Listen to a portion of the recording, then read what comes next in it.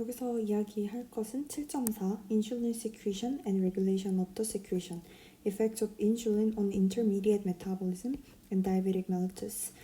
여기서 먼저 인슐린 이펙트에 대해서 이야기하기 전에 intermediate metabolism이 도대체 무엇인가에 대해서 먼저 이야기를 하고, 그 다음에 인슐린의 구조에 대해서 인슐린은 어떤 식으로 신테시스 되고 어떤 식으로 어디를 가서 무슨 영향을 끼치는지에 대해서 이야기를 하고, 이제 다이아베틱 멜리투스에 대해서 이야기를 할 건데, 지금 그럼 인터미디엇 메타볼리즘의 베이스는 뭐냐 했을 때, 인터미디엇 메타볼리즘이라는 게 트랜스포트 뉴트리언트는 우리가 directly available 한 이제 트랜스포트 뉴트리언트만 directly available 하지만 얘 플라즈마 컨센트레이션은 작아. 그래서 토탈 어마운팅 바디는 굉장히 낮단 말이야. 그래서 왜냐면 이 트랜스포트 뉴트리언트들은 컨스턴트 컨센트레이션을 가지고 있고 티슈 스페시픽하게 사용이 되고, 그 다음에 스토리지가 돼서 인트라셀룰러하게 스토리지를 일으키는 친구들이야. 왜 이 트랜스포트 뉴트리언트, 그러니까 블러드 플라즈마에 흐르는 같이 움직이는 이 트랜스포트 뉴트리언트들은 일단 특정한 컨센트레이션을 가져야 되는 게, 그 안의 특징을 먼저 보면 일단 몰리큘러 웨이트가 굉장히 작아야 돼. 왜냐면 얘의 이제 몰리큘러 웨이트이 굉장히 크다면 오스모랄리티에 영향을 끼쳐서 이제 인트라셀룰러 디하이드레이션이 일어날 수 있기 때문에 몰리큘러 웨이트가 굉장히 작아야 하고, 그리고 키드니에서 필터레이션이 가능하고, 그래서 필터레이션 가능해서 유린으로 익스크리션이 될 수 있어. 이걸 오스모틱 다이유레시스라고 부르지. 그리고 이제 리피드 같은 경우는 water에 very poorly soluble 하기 때문에 이제 얘는 양이 얼마 있을 수가 없어. 근데 예를 들어서 만약에 블러드 플라즈마에 왜 이런 트랜스포트 뉴트리언트들이 컨스턴트 컨센트레이션 유지를 해야 되냐 하면, 글루코스가 너무 많아지게 된다면 이 프로틴이 글라이케이션이 돼가지고 이 글루코스가 프로틴에 non covalently하게 바운드하게 되면 이 프로틴 펑션을 망칠 수가 있단 말이야. 그래서 프로틴 글라이케이션 위험이 있고, 리피드가 만약 많아지게 된다면 이 블러드 트랜스포트에서 아테로스클로시스가 일어나서 이렇게 막히는 혈전이 아니라 요 블러드 베슬이 이제 좁아지는 역할이 아테로스클로시스가 일어날 수 있다. 그래서 트랜스포트 뉴트리언트가 이제 미니멀 리저브만 이제 돌아다닐 수 있기 때문에 이 뉴트리언트가 스토리지가 돼야 된다는 거지. 그리고 얘 트랜스포트 뉴트리언트는 아까 말했듯이 컨스턴트 컨센트레이션을 유지를 해야 되고 티슈 스페시픽하게 사용이 돼. 그게 티슈에서 이 특정한 뉴트리언트만 이용을 하는 경우가 있단 말이야.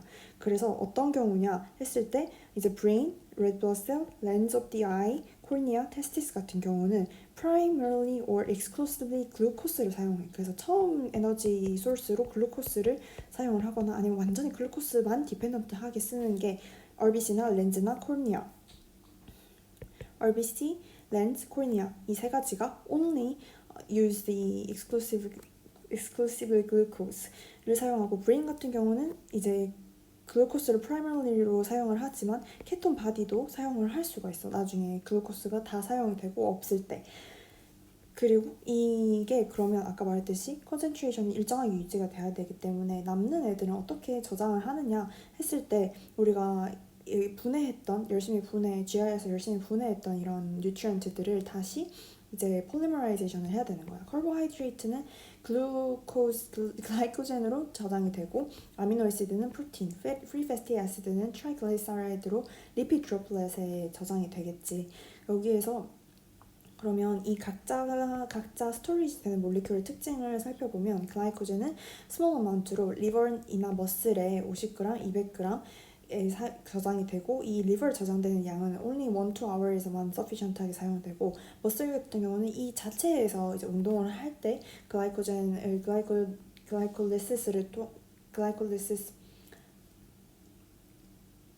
글라이코제놀리시스를 통해서 이제 머슬을 스스로 디맨드를 이용하게 되는 거지. 프로틴 같은 경우는 이제 글라이코젠보다는 더 많이 저장이 되지만 이 머슬에 가장 크게 저장이 되고, 리피드 같은 경우는 이게 제일 많이 저장이 되는 부분이고 아디포스 티슈에 저장이 돼. 이거는 이제 water insoluble 하기 때문에 저장을 이렇게 리피드를 트라이글리사라이드로 하는 게 가장 안정적이고, 그리고 얘가 리피드 컨텐츠가 에너지 컨텐츠가 굉장히 크기 때문에 이제 좋은 점이 있지만 하지만 얘가 글루코스로 다이렉트리하게 바뀔 수가 없어. 여기 우리 리피드라고 하면은 글라이세롤에 프리패시드가 붙어 있는 형태인데 이 글라이세롤 같은 이 작은 긴 이 체인 긴 체인 중에 이 글라이세롤만 사용을 할 수 있기 때문에 거의 컨버티드 투 글루코스가 안 된다고 봐야지. 카보하이드레이트, 리피드, 아미노시드 이 작은 스몰 모노머들을 다시 살펴보면 이 카보하이드레이트는 모든 티슈에서 사용이 가능하지만 스토리지는 굉장히 나빠. 하이드로필릭하고 워터 바인딩을 하기 때문에 리피드 같은 경우는 스토리지 굉장히 아이디얼하지. 그치만 그 only oxidative breakdown만 가능하지만 모든 티슈에서 저장할 수는 없어. 아미노시드는 글라이코제네틱이 되지만 너무 중요한 몰리큘들이지. 우리 몸에 있는 엔자임이나 이제 여러 가지 머슬이나 이런 것들이 전부 다 프로틴으로 구성되어 있으니까. 그래서 여기 그 인터미디엇 메타볼리즘에 트랜스포트 뉴트리언트들이 저장이 되는 메이저 이펙터들은 리버나 아디포스 티슈, 스켈레탈 머슬, 브레인이 메이저 이펙터들이야. 근데 여기서 리버가 가장 인터미디엇 메타볼리즘에 가장 많은 역할을 하긴 해서 이 전체의 스키매틱한 듀얼을 보면은 여기 글루코스가 아세틸코에이로 분해가 되는 글라이콜리시스의 스텝이 있고 이 반대가 글루코네오제네시스겠지. 그리고 이 글루코스 6포스페이트가 글라이코젠으로 스토리지가 되거나 또 아니면 이거를 글라이코젠을 사용을 하는 모빌라이즈 패트웨이가 있을 것이고 이제 프로틴 같은 경우는 프로틴 신테티스를 하거나 이제 프로틴을 분해를 하거나 그리고 아세틸코에이를 통해 가지고 케톤 바디를 생성을 해서 이제 나중에 브레인이 사용할 수 있게 브레인 유즈를 사용할 수 있도록 도와주는 역할도 하고 리피드를 만드는 리피드 신테티스랑 리피드를 분해하는 리폴리시스라는 패트웨이도 다 가능하지. 그래서 리버에서 굉장히 많은 인터미디엇 메타볼리즘이 총 어떤 식으로 일어나는지 봤는데 여기에서 우리 몸이 필요로 하는 뉴트리언트들이 얼마나 있느냐, 많느냐, 적으냐를 따라서 이 메타볼리즘의 방향이 바뀌게 되겠지.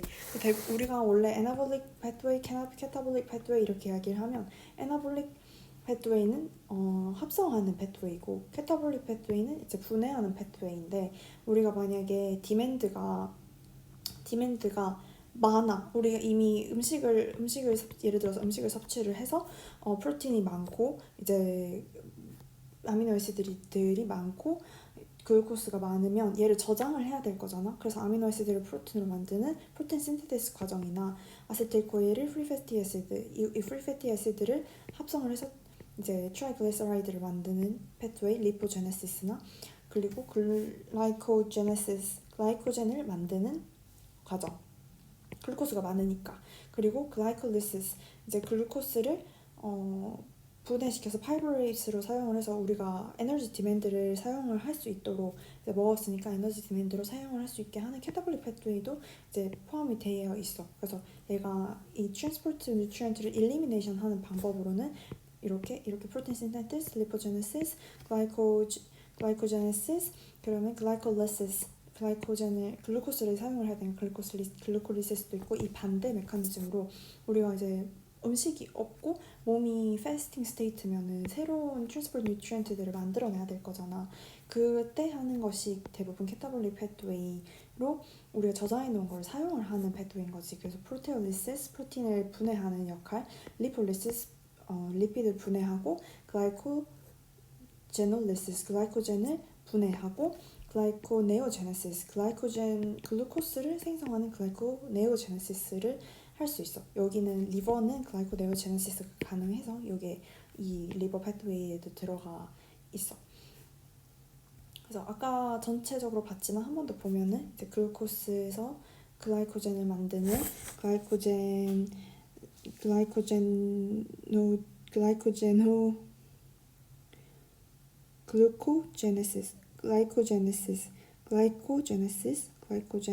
만드는 글라이코제네시스 여기 글라이콜리시스 그다음에 리포제네시스 프로틴 신테시스 이렇게 패트웨이가 있어. 그러면 레귤레이션을 어떻게 하느냐 했을 때 이 베이직 룰은 대부분 이제 기본 룰은 플라즈마 글루코스 레벨을 노멀 레인지에 갖다가 놓는 게 가장 중요한 역할이야. 그래서 글루코스가 너무 많으면 얘를 스토리지를 해야 되고, 글루코스가 너무 적으면 이제 새로 생성을 하거나 이제 꼭 필요하지 않은 컨섬션을 줄이고, 그리고 다른 에너지 소스를 모빌라이제이션을 해야겠지. 그래서 major regulator of glucose level in the plasma는 인슐린이야. 그래서 인슐린이 존재하고 없는지가 굉장히 중요하고, 다른 호르몬들도 이제 이 글루코스를 조절하는데 중요한 역할을 하는데, 이 글루코스가 많이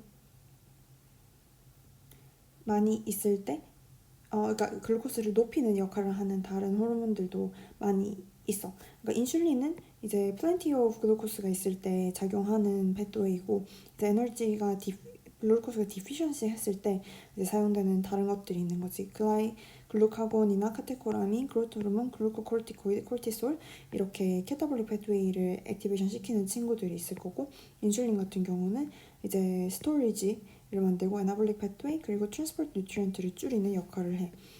그래서 이게 제너럴 스킴이었고, 우리 그러면 이제 이 인슐린이랑 글루카곤은 어디서 생성되냐 했더니, 우린 판크레아스 엔도크린 시스템에 생성된다는 걸 알지. 여기에서 우리 글루코스 레벨을 조절하는 데는 가장 중요한 시스템은 판크레아스 엔도크린 시스템이다. 그래서 이 판크레아스에 이 인슐린과 글루카곤은 어떻게 생성되는지 봤더니, 이 위치가 랑게란스 아일랜드에서 이제 알파셀, 베타셀, 감마셀 들에 의해서 이제 다른 호르몬들이 많이 나오는 건데, 이 베타셀에서 인슐린을 만들고, 알파셀에서 글루카곤을 만들고, 감마셀에서 소마토스타틴을 만드는데, 얘는 general inhibitory effect, 둘 다 이제 알파 베타의 둘 다 inhibitory effect를 가진 친구야. 근데 얘 같은 경우는 blood flow를 봤을 때 특이한 점이 circulatory가 센터럴에서 페리페리로 피가 흐르기 때문에 이 인슐린이 베타셀에서 생성된 게 이제 알파셀에 영향을 끼칠 수 있는 거죠. 그래서 인슐린이 글루카곤 신테테스에 영향을 줄 수 있어. 그걸 레귤레이션 할 수 있는 거야. 그럼 이제 인슐린은 어떻게 생겼고, 인슐린 자체에 대해서 성질을 먼저 보면은, 인슐린이 그래서 어떻게 형성이 되는지, 어떻게 시크리션이 레귤레이션 되는지, 이제 인트라셀룰러, 엑스트라셀룰러 레귤레이션 두 가지를 볼 거고, 그리고 인슐린을 이제 그 플라즈마 인슐린이 이제 베타셀에서 만들어져서 어떻게 시크리션이 되는지, 그리고 이걸 조절을 어떻게 하는지, 그리고 인슐린 자체의 이펙트가 어떤 것들이 있는지, 이 리셉터는 뭐고 시그널링 패트웨이는 뭐고, 그 다음에 어떤 역할들을 할 수 있는지를 전체적으로 살펴보면은, 일단 첫 번째로 인슐린은 펩타이드 호르몬이요. 그래서 이 뉴클레우스에서 트랜스크립션이 일어나서 mRNA를 만들면 이걸 트랜슬레이션을 해서 프리프로 인슐린이 만들어져. 근데 인슐린은 세 가지 이제 펩타이드가 있는데, A, B, C 펩타이드가 있어. 이 A, B가 액추얼 인슐린 이펙트가 있는 친구들이고, C 펩타이드는 얘는 피지올로지컬 이펙트는 없지만, 얘가 이걸 메저링을 했을 때 그럼 여기 엔도지너스하게 인슐린이 얼마만큼 만들어지는지를 정확히 측정할 수 있는 거야. 그래서 얘는 이펙트 자체는 몸에 이펙트는 없지만 인슐린 프로덕션의 메저먼트에 사용을 할 수 있어. 그러면 이제 이 레귤레이션을 어떻게, 신테시스를 어떻게 레귤레이션을 하느냐 했더니, 이제 인트라셀룰러 메커니즘, 그러니까 결국에는 몰리큘러 메커니즘으로 어떻게 신테시스가 되는지 보고, 바깥 어떤 요소들이 이 알파가 아니라 인슐린 만드는 베타셀에 어떤 요소들이 가해졌을 때 인슐린을 액티베이트 만들고 그 다음에 만들지 못하게 하는가를 살펴보면, 일단 인트라셀룰러 레귤레이션의 가장 중요한 거는 칼슘 레벨이랑 AMP 레벨이야. 얘 둘은 그러니까 우리가 신테시스한 인슐린을 엑소사이토시스를 해서 시크리션을 하는 건데, 이때 일단 AMP라는 것이 뭐냐면, 얘는 굶고 있다는 fasting state를 나타내는 시그널 몰리큘이라고 말할 수 있어. 그래서 ATP가 많을 때는 AMP 레벨이 굉장히 작아. 그러니까 AMP가 많다는 말은 나는 지금 굶고 있어요, 패스팅 스테이트예요 라고 말을 하는 거야. 그래서 AMP가 많을 때 AMP 카이네이즈가 액티베이션이 되는데, 이 AMP 카이네이즈가 인슐린 신테테스를 막는 역할을 하는 거야. 그러니까 내가 굶고 있는데 인슐린을 만들어서 인슐린은 뭐야, 웰페드 스테이트에서 나온 친구였잖아. 걔를 막는다 하면은 안 되는 거지. 그래서 AMP 카이네이즈는 이니비션 오브 인슐린 신테테스, 그리고 인슐린을 더 이상 만드는 걸 막는 거지. 근데 이제 내가 AMP 레벨이 적다, ATP가 많이 있다, 그렇게 하면은 AMP 카이네스 역할이 이 이니비션 이펙트가 줄어들어서 인슐린 신테시스를 이제 촉진하게 되는 거지. 칼슘 같은 경우는 대부분 엑소사이토시스를 일으키는 역할을 하는데 여기에서 이제 신테시스에도 어떤 방식으로는 모르지만 어떤 방식으로 인슐린 신테시스를 돕는 방법이 있어. 그러면 여기에서 어떤 레귤레이터들이 지금 베타셀을 레귤레이션을 하는가 보면은 이제 액티베이터, 이니비터 두 가지 종류가 액티베이터는 글루코스 기본적으로 그냥 한번 읽어보면 글루코스가 많을 때 액티베이션 될 거고 이제 글루코스가 없는 하이포글라이시미아는 이니비터 이펙트가 될 거고 아미노에시드가 많다 하면은 얘도 액티베이터리 소마토스타틴은 제너럴 이니비터리였고 GIP 같은 우리 호르몬 레귤레이션, 글루카곤도 호르몬 레귤레이션 같은 경우 이렇게 세 가지로 묶을 수 있고 이게 액티베이터고 베이거스 너브나 베타 아드레너직 리셉터 같은 경우는 nervous 시스템에 의해서 조절이 되는 부분들이지 그리고 렙틴 같은 경우도 호르몬이고 알파 아드레너직 리셉터도 이제 nervous 시스템에 조절이 되는 부분이고 프리 패티 애시드도 이니비팅 이펙트가 될 수 있다.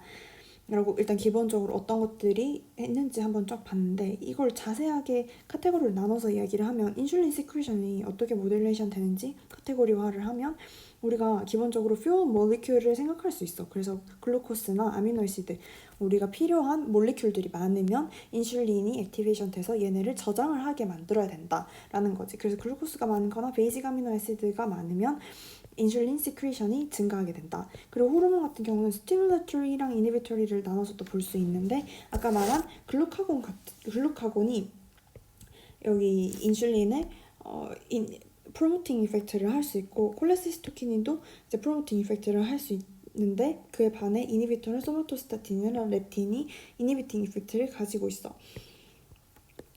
그래서 여기 보면 알파셀의 글루카곤도 인슐린에 긍정적인 영향을 끼치지만 소마토스타틴은 네거티브 이펙트를 가진다. 이렇게 두 개 묶어서 볼 수 있고 이 콜레시스토킨이나 렙틴 같은 경우도 이제 영향을 준다는 거지.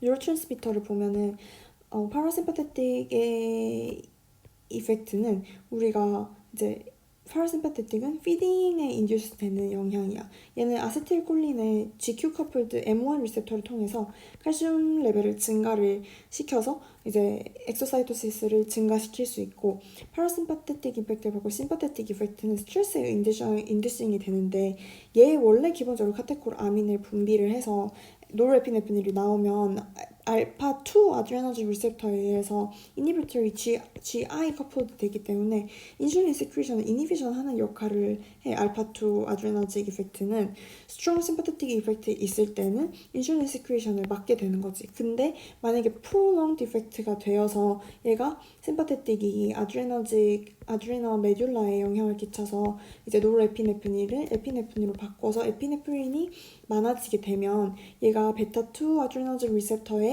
작용을 해서 베타셀을 액티베이션 시킬 수 있어.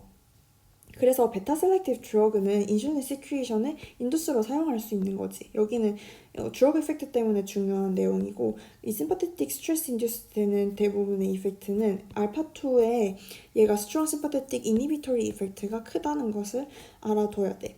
그리고 휴머럴 팩터 같은 경우는 이제 인크레틴이라고 우리가 부르는 게 뭐냐 하면 호르몬인데 that stimulates a decrease in blood glucose level. blood glucose 레벨을 줄이게 하는 호르몬이야. 그러니까 결국 인슐린이랑 비슷한 이펙트라서 인크레틴이라고 부르고 그리고 얘는 어떤 종류가 있나? GLP-1, 그 다음에 GIP가 있어. GLP-1은 그윽하고 like intestinal peptide 그리고 GIP는 gastric inhibitory polypeptide. 얘는 그윽하곤이랑 similar하게 스트럭처를 가지고 있고 active insulin secretion이 activates insulin secretion depending on glucose level. 그러니까 gastric inhibitory polypeptide는 인슐린 글루코스 레벨에 따라 인슐린 세크레이션을 액티베이션 시키고 얘는 글루카곤이랑 비슷한 이펙트를 가지고 있어. 그래서 아까 글루카곤이 인슐린을 액티베이션 하는 이펙트 있다 했잖아. 스티뮬런트. 그걸로 사용할 수 있는 것 같아. 그리고 프리 패티 애시드는 아까 얘기했지만 이니비토리 이펙트로 있었잖아. 근데 얘는 타이밍에 따라서 달라. 만약에 이 prolonged 이펙트가 아니라 acute 이펙트일 때는 인슐린 릴리즈를 increase 하지만 오랫동안 이펙트가 지속되면 desensitization으로 인해서 이제 secretion을 막게 하는 역할을 해.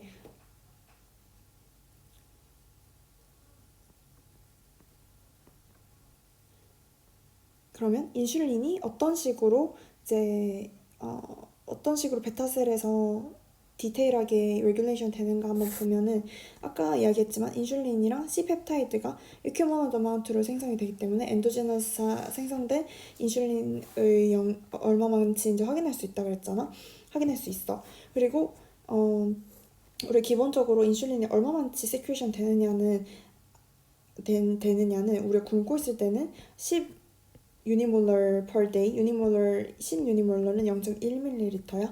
그래서 fasting state는 10 유니몰러, during mixed feeding 상태에서 30에서 40. 근데 우리가 저장하고 있는 판크레스에서 만들어 놓은 인슐린 양은 180 유니몰러 정도 돼. 얘는 인슐린은 이제 이 셀 안에서 징크 아이온과 같이 컴플렉스 돼서 오스모랄리티 유지를 하고 있고 아까 말했듯이 이제 10 마이크로 10 유니몰러, 30, 40, 180 이렇게 컨텐츠를 가지고 있어. 얼마나 가지고 있는지 알아야 되고 그럼 이제 글루코스가 어떻게 베타셀을 그 인슐린 시큐레이션 증가를 시키니 어떻게 하는 걸까? 이 메커니즘에 대해서 이야기를 하면은 일단 글루트2 트랜스포터 베타셀에는 글루트2 트랜스포터가 있어. 근데 얘 트랜스포터 특징이 뭐냐고 하면은 우리가 이제 글루트 트랜스포터들의 Vmax를 한번 살펴보면 이 글루트2의 KM이 굉장히 높아.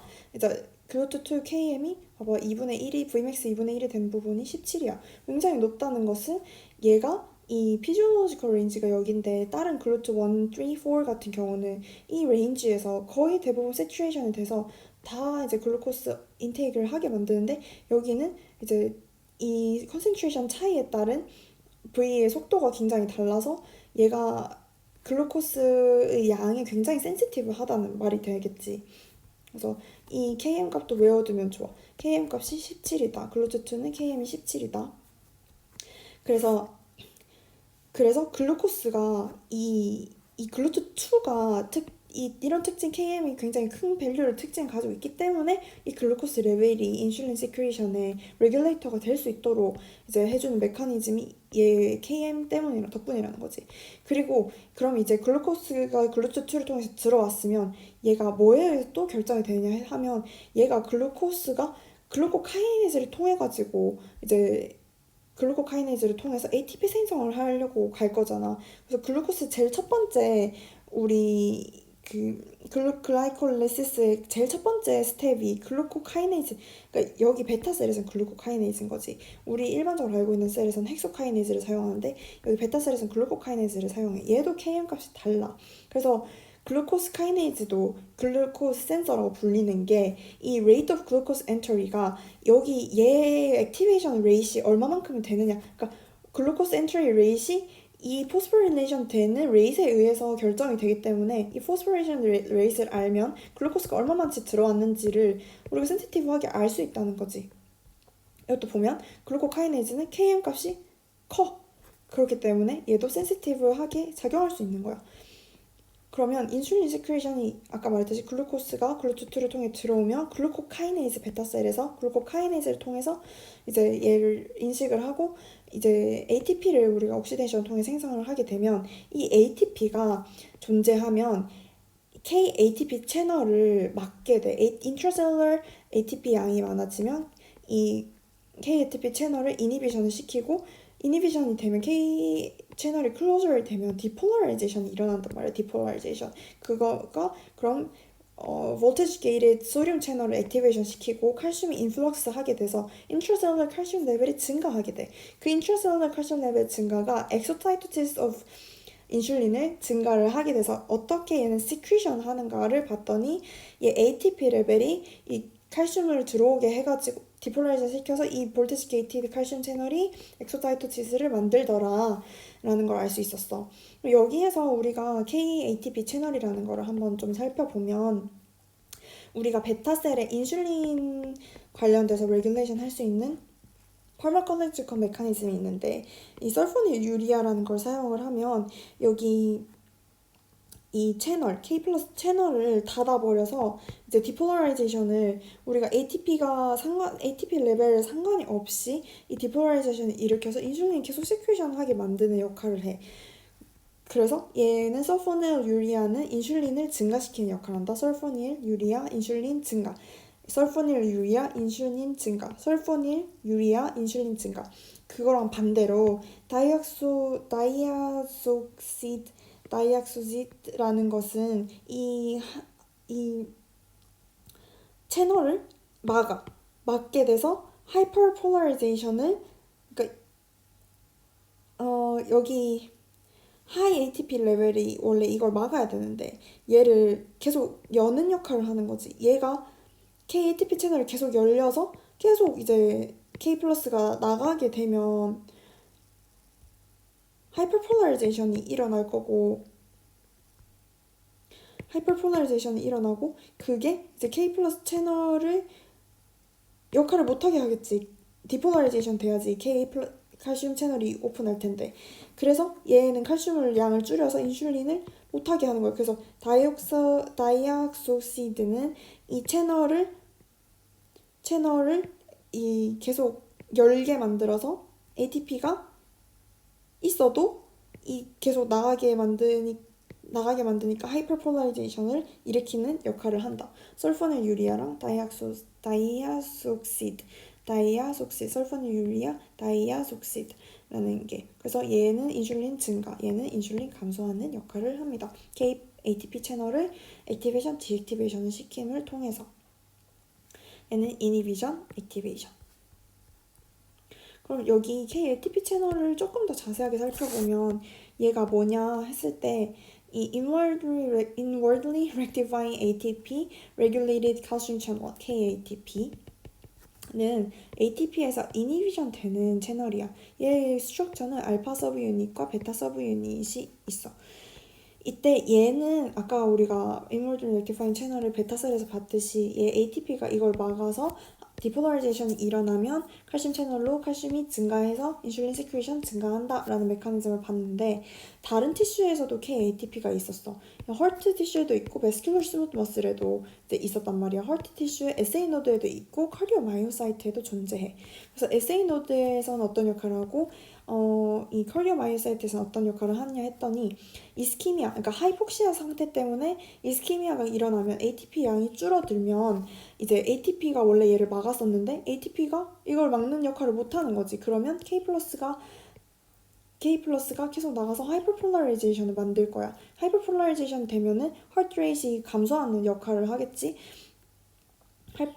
그래서 브레디카르디아가 이 브레디카르디아가 만들어져. 그래서 이스키미아는 이 KATP 채널 때문에 이제 인액티베이션을 못해서 브레디카르디아가 되고 카디오 마이오사이트들, 벤트리큘러 카디오 마이오사이트들에서도 이스키미아는 이 컨트랙션 리덕션 시키는데 같은 메커니즘으로 결국 이스키미아는 ATP를 줄이게 되면 얘가 하이퍼폴라리제이션을 만들어서 그래서 얘 하이퍼폴라리제이션 하면 칼슘 채널이 원래 디폴라리제이션 액티베이션 된다 했잖아. 칼슘 채널이 역할을 못해. 그럼 칼슘이 적어져. 그래서 컨트랙션도 줄어들어. 네거티브 이노트로픽 이펙트로 이제 컨트랙탈리티가 줄어들게 되는 거지.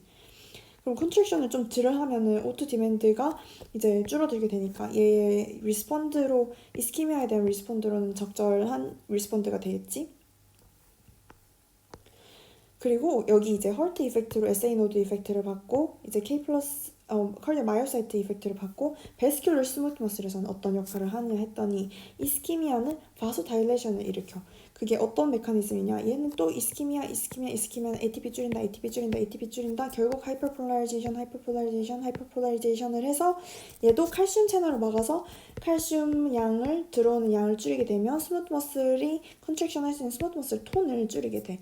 그래서 이제 바소 다일레이션이 일어나면은 increase perfusion이 해서 이제 O2가 부족한 상황을 조금 더 완화시키는 데 역할을 하는 거지. 그래서 우리가 다시 한 번 더 정리하면 KATP가 아까 이제 베타셀에서 어떻게 역할을 하는가, 심장에서 어떻게 역할을 하는가, 스무트 머슬에서 어떻게 역할을 하는가 봤고, 여기 이스키미아로 ATP가 줄어들었을 때 하이퍼폴라리제이션으로 여러 이제 이펙트를 통해서 뭐 칼슘 VDCC 칼슘 디펜던 볼테지 디펜던 칼슘 채널에 영향을 끼친다던가 아니면은 여기에 SA노드의 커런트 자체에 영향을 끼친다던가를 통해서 이제 레귤레이션을 컴펜세이션하는 메커니즘을 일으켰고 베타셀에서는 이제 디폴라리제이션을 일으켜서 칼슘 채널 오픈을 해서 인슐린 시크리션 하는 데 역할을 한다라고 했어. 그래서 지금까지 이야기를 한 것들은 잠시 살펴보면 이제 인터미디엇 메타볼리즘 이야기했고 인슐린이 어떻게 생겼고 펩타이드 호르몬이라는 거 이야기했고 이제 엑소사이토시스는 안에 몰리큘러 레벨로 AMP랑 칼슘 어떻게 중요한지 이야기했고 이제 엑스트라셀룰러로 어떤 몰리큘들과 어떤 이펙트들이 얘 시크리션이랑 이니비션을 하는지에 대해서 이야기를 했고 인슐린이 이제 디테일하게 어떻게 몰리큘러하게 이 글루코스가 어떻게 인슐린 시크리션 하는데 역할을 하는지 살펴봤고 어떤 파르마콜로지컬한 이펙트로 인슐린을 레귤레이션 할 수 있는지 봤고 거기에서 이제 중요했던 게 KATP 채널 이야기하면서 KATP에 따른 다른 예시들도 이제 헐트나 스무트 머슬을 다른 예시들도 살펴봤지. 그러면 이제 다시 인슐린이 어떻게 생성이 되고 어떻게 시크리션 되는지까지 다 봤으면 인슐린 얘는 어떤 이펙트를 가지고 있니 이거를 알아보면은 인슐린은 펩타이드 이제 호르몬이기 때문에 얘가 서페이스 리셉터를 가지고 있어. 그래서 인슐린은 인슐린 리셉터를 가지고 있다. 얘의 스트럭처는 알파 2개, 베타 2개 체인을 가지고 있고 이 다이설파이드 브릿지로 알파 체인, 베타 체인이 붙어 있고 얘는 타이로신 카이네이즈 리셉터야. 그래서 얘 바인딩을 했을 때 얘가 스스로 오토 액티베이션 하는 타이로신 카이네이즈 액티베이션 있고 여기서 제일 첫 번째 서브스트레이트는 IRS라고 인슐린 리셉터 서브스트레이트, 인슐린 리셉터의 서브스트레이트의 포스포리레이션을 통해서 나머지 캐스케이드를 액티베이션을 하는 거지. 그래서 인슐린 바인딩 하는 게 conformation change of alpha subunit 그리고 it makes an auto phosphorylation of the beta subchain and it would phosphorylate the IRS complex and will recruit the other enzymes. 그러면 얘는 이제 여러 가지 인터랙션 도메인을 통해서 SH2 도메인이나 이제 인터랙션을 하기 시작할 텐데 여기 메이저 패트웨이는 그로트를 권장을 하게 하는 맵카이네스 캐스케이드를 액티베이션하는 GRB2 패트웨이가 있어서 얘는 프롤리퍼레이션이랑 타겟 셀을 리뉴얼 하는데 이제 그로트-like 이펙트를 가진 GRB2 패트웨이 맵카이네스 캐스케이드가 있고 이제 PI3 카이네이스를 액티베이션하는 캐스케이드가 열리게 되면 여기는 이제 PIP2를 PIP3 그러니까 포스포이노시톨 3 카이네이즈는 3파트의 포스포이노시톨 3 카이네이즈는 이제 세 번째 파트 포스포릴레이션을 시켜서 얘가 PDK1을 액티베이션 시키면 얘가 ACT랑 PKC를 액티베이션 시킬 수 있어. 그래서 PKB, PDK1, PKB 액티베이션이 되면 얘가 여러 가지 메타볼릭 이펙트를 가진단 말이지. 얘 메타볼릭 이펙트가 어떤 게 있냐? 글루토포 트랜스로케이션. 이제 글루토포에서 글루코스 더 많이 들여보낼 수 있게 그럼 글라이콜라시스, 글라이코젠 신테시스를 증가시키는 역할을 할 거고 mTOR 액티베이션으로 프로틴 신테시스 증가시키고 SREBP 액티베이션으로 리포제네시스를 증가시키고 얘는 트랜스크립션을 영향을 끼쳐서 리포제네시스를 증가시키는 역할을 한다. 그래서 그로트 프로틴 패트웨이, 메카이네스 캐스케이스 패트웨이랑 메타볼릭 패트웨이 이렇게 크게 두 가지가 있어. 그럼 이제 디테일하게 어떤 오버롤 이펙트가 있느냐를 전체적인 이펙트를 보고 그리고 각자 티슈에서 인슐린이 어떤 역할을 하는지를 보면은 인슐린에 대한 이야기는 끝이야. 그래서 오버롤 이펙트가 어떤 게 있느냐 봤을 때 총 이제 9가지로 나눠서 정리를 했는데 이게 첫 번째로 우리가 일단 글루코스랑 이제 안에 있는 뉴트리언트가 제일 중요하잖아. 그래서 제일 첫 번째 살펴보는 게 블러드 글루코스 레벨을 줄이는 역할 그리고 블러드 패티 애시드 컨센트레이션 줄이는 역할이 여기서 중요하단 말이지. 그래서 이거는 아디포스 티슈에 대한 이야기겠지. 그리고 블러드 아미노 애시드 컨센트레이션도 줄여. 그러니까 처음 기본적으로 글루코스, 패티 애시드, 아미노 애시드 우리 기본적으로 알고 있는 제일 메인 세 가지 세 가지 트랜스포트 뉴트리언트를 줄이는 역할을 하고 그리고 추가로 K 플러스 트랜스포트에도 영향을 끼치고 그다음에 포스포디에스터레이스 엔자임 액티베이션 시키는 역할도 있고 그로스를 프로모팅하는 이펙트 그리고 appetite decrease effect, glycolysis increasing effect, 글루카곤 secretion inhibition effect 이렇게가 더 있어. 그래서 일단 메인 세 가지랑 나머지 6가지가 있다라고 보면 되고 그래서 디테일하게 글루코스 레벨 줄이는 거에 대해서 이야기를 먼저 하면 글루트4 트랜스로케이션을 해서 이제 글루코스 흡수 일반 나머지 셀들한테 글루코스 흡수 좀 해라 라고 시그널을 주는 거지. 글루코스 업테이크 증가해라. mostly skeletal muscle이나 아디포스 티슈에 작동을 하고 근데 여기서 좀 특징적인 이야기는 스켈레탈 머슬은 이제 인슐린 없이도 얘가 글루트4 트랜스포터를 트랜스로케이션 시키는 방법이 있어. 그게 엑서사이즈로 인해서 액티베이션 되는 캐스케이드거든. 그래서 그 캐스케이드로 이제 substituting 액션을 만들 수도 있어. 이제 5' AMP activated kinase 같은 경우 얘가 글루트4를 셀 멤브레인으로 트랜스로케이션 시킬 수 있는 메커니즘이 있어. 그래서 운동을 하라고 하는 이야기고 근데 그거는 이제 부수적인 이야기고 인슐린 자체는 글루트4 트랜스로케이션을 증가시켜서 스켈레탈 머슬이나 아디포스 티슈의 글루코스 업테이크를 증가를 시킨다. 얘 캐스케이드는 인슐린이 이제 타이로신 리셉터였잖아. 걔가 아이리스 컴플렉스를 포스포리레이션 시키고 그리고 PI3 카이네스 리크루트먼트를 시켜서 PKC 액티베이션이 되면 얘가 이 트랜스로케이션 하는데 영향을 끼친다 라는 거였어. 그리고 이제 여기에서 우리가 봐야 되는 게 그러니까 인슐린이 디펜던트한 글루코스 업테이크가 있고 인디펜던트 인슐린 없이 글루코스 업테이크하는 메커니즘 이 2가지가 있단 말이야. 그래서 이 글루코스 업테이크 방법을 살펴봐야 돼. 그때 인슐린 디펜던트 글루코스 업테이크는 아까 말했듯이 아디포스 티슈, 스켈레탈 머슬, 그리고 판크레스 알파셀, 커넥티브 티슈, 림포이드 티슈 같은 경우가 인슐린 디펜던트하게 글루코스 업테이크를 하는 친구들인데 인슐린 인디펜던트하게 글루코스 업테이크하는 친구는 리버, 키드니, 인테스틴 인슐린 없이도 글루코스를 먹는 친구들 이제 이렇게 3가지가 있고 그리고 브레인, RBC, 코르니아 같은 경우는 이제 아까 제일 처음에 글루코스를 그 에너지 소스로 굉장히 제일 프라이머리하게 사용하는 친구들이었잖아. 그래서 얘는 인슐린 없이도 글루코스 업테이크가 가능한 친구들인 거야. 그 특징적으로 살펴보면 리버 같은 경우는 글루트2가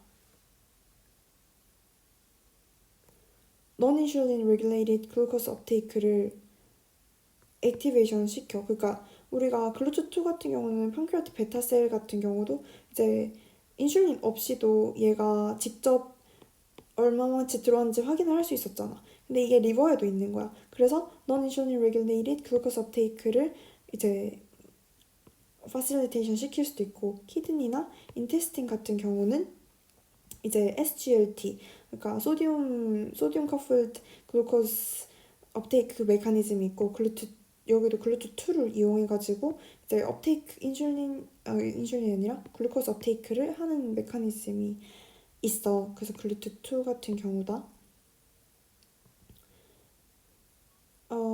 그리고 이제 그래서 글루트4 같은 경우는 이제 굉장히 빠른 속도로 글루코스를 먹을 수 있었고 글루코스 일반적인 레벨 원래 글루트4 이 정도 익스프레션이었으면 이제 글루트4 익스프레션이 증가했을 때 이만치로 빠른 속도로 글루코스 인테이크를 만들어내는 게 인슐린 디펜던트한 패스웨이인 거고 이제 인슐린 인디펜던트한 거는 이제 그러니까 이 셀 자체에서 글루코스 업테이크가 인슐린의 조절을 거의 받지 않는 거지.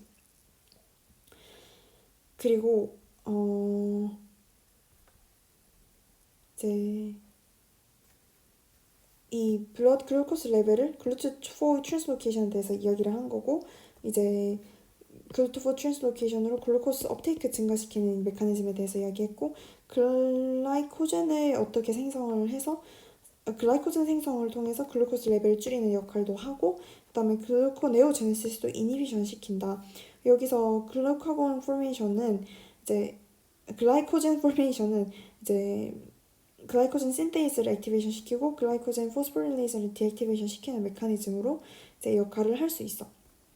그럼 이제 여기 글루코스 레벨을 어떻게 조절하는지에 대해서 봤고 그 안에서 인슐린 디펜던트한 글루코스 업테이크가 있고 인슐린 인디펜던트한 글루코스 업테이크가 있다. 메이저 셀들은 인슐린 디펜던트한 메이저 셀들을 살펴봤고 인슐린 인디펜던트한 이제 메이저 티슈들에 대해서 organ들에 대해서 살펴봤지. 그리고 블러드 이제 그럼 인슐린 글루코스에 대해서 이야기 끝났고 이제 블러드 패티 애시드는 어떻게 바뀌냐 했을 때 이제 패티 애시드 옥시데이션 줄이고 스토리지를 증가를 시켜서 이제 우리가 리피드의 트라이글리세라이드를 증가를 시키는 거지.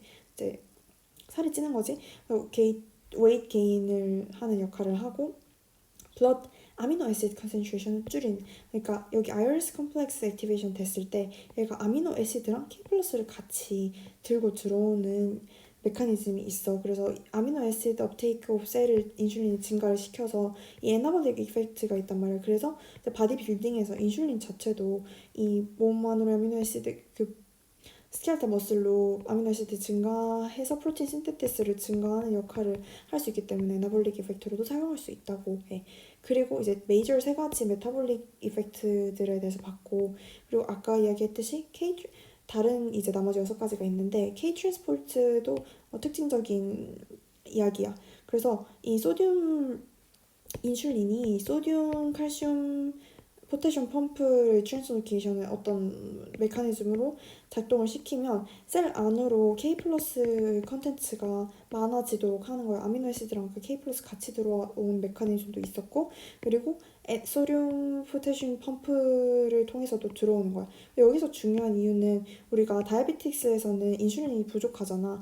근데 그래도 칼슘 레벨을 유지하는 거 중요하기 때문에 알도스테론이 이 칼슘 호메오스테이시스를 유지하는데 역할을 해. 근데 이 페이션트에 이제 인슐린 부족한 페이션트에 갑자기 인슐린 트리트먼트를 한다면 얘가 갑자기 트랜스로케이션을 시키게 되면 이제 셀 안으로 인트라셀룰러 칼슘 레벨을 증가시키면서 칼슘을 부족하게 만드는 거야. 이 하이포칼리미아를 만들 수 있는 거지. 플라즈마에 그 칼슘이 부족한 하이포칼리미아를 만들 수 있어. 그래서 여기 트리트먼트 할 때 주의해야 되는 상황이다. 라는 거고 그리고 포스포디에스트레이즈 엔자임 액티베이션 시켜서 얘 포스포디에스트레이즈는 CAMP 레벨 줄이는 역할을 하는 친구들이었지. 이게 있고 그리고 그로트 프로모팅 이펙트 아까 맵카이네이스 캐스케이드 GRB2 SOS 컴플렉스에서 맵카이네이스 캐스케이드 액티베이션 하는 이펙트로 그로트 프로모팅을 할 수 있고 그리고 에피타이트 디크리션은 렙틴을 증가를 시켜서 렙틴의 신테테스를 증가를 시켜서 우리가 먹고 싶어하는 욕구를 줄이는 데 도움을 줘. 인슐린 먹었다는 건 인슐린이 늘었다는 거는 우리가 먹었다는 말이잖아. 그래서 이제 욕구를 줄이게 하는 게 렙틴이다. 그리고 increased glycolysis 그리고 여기 이제 글루토포 만들어서 이제 집 안으로 셀 안으로 들고 들어왔는데 얘를 어떻게 하느냐 이제 글라이콜리시스를 통해서 얘를 ATP 신테시스 하는데 사용하는 거지. 그래서 전부 다 에나볼릭 이펙트인데 얘만 캐타볼릭 이펙트로 글라이콜리시스를 증가시키는 이펙트가 있고 글루카곤 시크리션도 이니비션 하는 역할이 있어. 그래서 총 이제 3가지, 6가지에서 총 9가지 이펙트를 받고 그리고 이 각자 티슈에서는 어떤 역할을 하느냐를 보면 메이저 이펙트를 하는 게 리버, 아디포스, 스켈레탈 머슬 이렇게 있어. 그래서 리버에서는 이제 컨센트레이션 그레디언트를 통해서 글루코스 업테이크가 되면은 패스웨이가 어떤 게 액티베이션 되냐 글루코스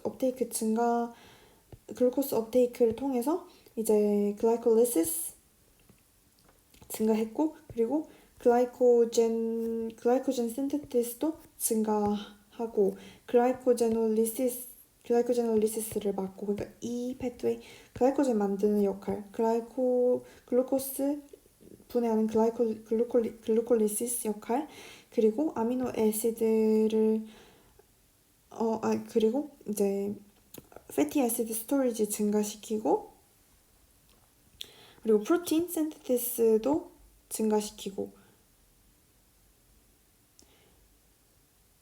그리고 글루코네오지네시스 패트웨이는 막는 역할을 하지. 그리고 여기서는 지금 우리가 글루코스가 많은 상황이잖아. 그래서 이 케톤 바디들을 만들 필요가 없는 거예요. 그래서 케톤 바디 만드는 패트웨이도 인액티베이션 시켜. 아디포스 티슈 같은 경우는 글루트4로 아디포스 티슈에 글루코스가 들어오면 글루코리시스 증가시키고, 그리고 여기에서는 패티 애시드 업테이크가 증가해서 얘를 트라이아실글리세라이드로 저장하는 역할을 하는데, 여기를 조금 디테일하게 보면 인슐린을 우리가 클리어링 팩터라고 부르는 이유가 플라즈마에 있는 리피드를 이 아디포스 티슈에 집어넣어서 플라즈마에 있는 리피드 컨텐츠를 줄이는 역할을 한단 말이야. 그래서 원래 트라이글리세라이드가 카이노마이크론이나 VLDL을 통해 가지고 이제 트랜스포팅이 되고 있으면 얘가 리포프로틴 라이페이스, 이것들이 리포프로틴이란 말이야. 그 리버에서 오는 VLDL이나 엔테로사이트에서 오는 카이노마이크론이가 갖다 붙어 있는 얘를 분리시키는 이제 역할을 하는 거지. 그래서 이 리포프로틴 라이페이즈들에서 여기 엔도텔리얼 셀에 있는 얘에 대해서 분리가 되면 얘 프리 패티 애시드를 업테이크하고 얘를 이제 트라이글리세라이드로 스토리지를 하게 만드는 역할을 해. 그래서 프리 패티 애시드 업테이크를 증가시키는 게 리포프로틴 라이페이즈 액티베이션 시킴을 통해서 프리 패티 애시드 업테이크 증가시켜서 이제 저장을 증가시킨다 라는 게 아디포스 티슈에서의 이펙트였고, 스켈레탈 머슬에서의 이펙트는 인슐린 업테이크 증가시켜서 글루트4로 글라이콜리시스가 같은 패트웨이로 증가시킨데, 여기서는 이제 글라이코젠으로 스토리지를 못했는데 여긴 글라이코젠 스토리지가 중요한 역할이지, 스켈레탈 머슬에서는. 그래서 글라이코젠을 만들고 이 프로틴 아미노애시드, 아까 먹은 프로틴 아미노애시드들이 프로틴 신테시스 하는데 증가하는데 역할을 한다 라는 게 스켈레탈 머슬에서의 이펙트였어. 그렇게 하면 이제 전체적인 이펙트, 오버롤 이펙트 받고 각자 티슈에서 어떤 역할을 하는지에 대해서 봤어. 이렇게 하면 인슐린의 전반적인 역할과 인터미디엇 메타볼리즘에서 어떻게 영향을 하는지에 대해서 살펴보았어요.